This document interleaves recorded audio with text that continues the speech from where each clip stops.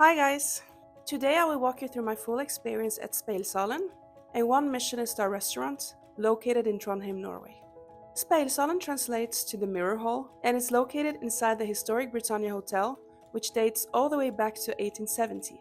It's one of the most iconic and luxurious hotels in Norway. The restaurant is known for its elegance, attention to detail, and refined Norwegian flavors. Today I'll walk you through everything, from the interior and vibe to every single course on the tasting menu. If you're considering dining here, this is what to expect. We decided to stay at the Britannia Hotel for the night of our reservation to get the full experience. The hotel is just beautiful, incredible rooms, and an amazing champagne bar, which contributed to the experience even more. But even if you're not staying at the hotel, Speilsalen is right in the heart of Trondheim, so it's easy to reach by foot or cab from anywhere in the city center. Upon arrival, you enter through a grand lobby. We were running slightly late for a reservation, but were still greeted with a smile. Since we had booked the chef's table, we were led straight there. Stepping into Speilsalen feels like entering a luxurious European ballroom. The restaurant is absolutely stunning, very elegant. The high ceilings, crystal chandeliers, big mirrors, and round tables with classic white tablecloths create a kind of a royal atmosphere. It's not too big, there aren't too many tables, which makes it feel exclusive and personal. The chef's table where we were seated has only 8 seats. It was the only option left when we booked, but honestly, I'd choose it again without hesitation. It's right in front of the open kitchen, so we had direct views of the entire kitchen team working precisely on each dish. You're basically sitting inside the action. I really like that the chefs are responsible for different dishes and take turns in serving and explaining the dishes themselves, so the experience feels interactive and personal. There were 3 wine pairing options available. We opted for the standard pairing, which also was the most affordable one, priced at 2,250 Norwegian kroner. The tasting menu itself costs 2,600 Norwegian kroner. We were presented with a seasonal tasting menu divided in 3 acts, very theatrical, which fits perfectly with the atmosphere. And although we knew that the tasting menu already included caviar, we couldn't resist ordering an additional caviar course to begin.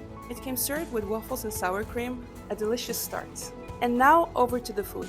Act 1 consisted of small bites. This was probably my favorite part of the evening. It opened with a spoonful of Osietra caviar with egg and creme fraiche. A great way to begin.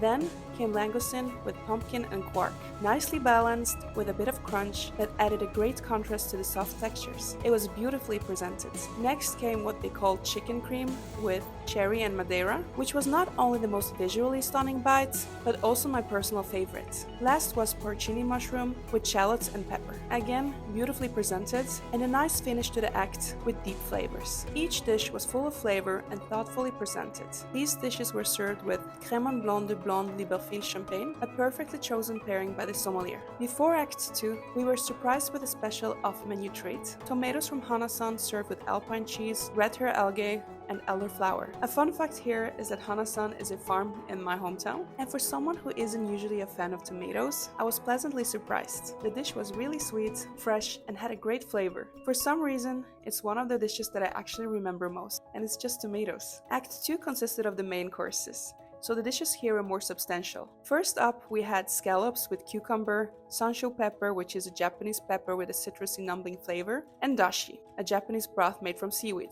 beautifully plated with a creamy topping and a flavorful broth. Though I appreciated the creativity, I personally prefer scallops prepared in a simpler way to really highlight their natural flavor. Next came new potatoes with chawamushi, which is a Japanese steamed egg custard, white asparagus, and peas. It was fresh and summery with delicate and light flavors. At first I thought the potatoes were meant to represent caterpillars, but then the sommelier explained they were inspired by bees, which made me look at the dish in a new way. It really did resemble a painting of summer on a plate.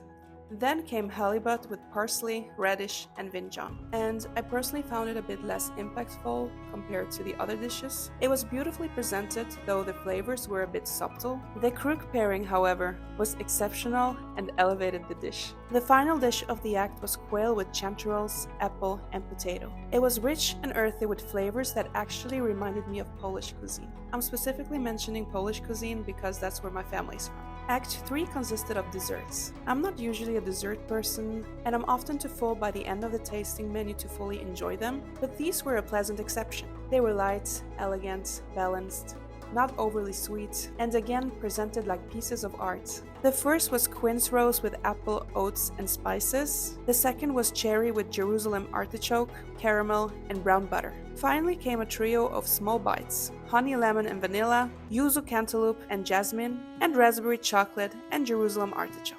Each dessert had its own distinct flavor and showed the same level and attention to detail as the savory courses. When it comes to the service, I have to say that the staff was the highlight of the evening. Their enthusiasm, kindness, and the obvious enjoyment of their work made the atmosphere feel both refined and comfortable. They explained the food with genuine excitement, joked with us, and really made the evening feel personal. It was probably the best service I've ever experienced. Watching them work at the chef's table really made the evening feel special. The sommelier did a fantastic job, not only with the selections, but in how he explained each pairing with personality and depth. Each wine had a clear reason behind the pairing.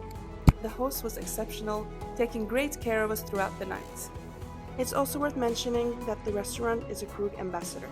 Overall, everything at Speilsalen was impressive, not just visually, but in execution and concept. Every dish felt like a piece of art.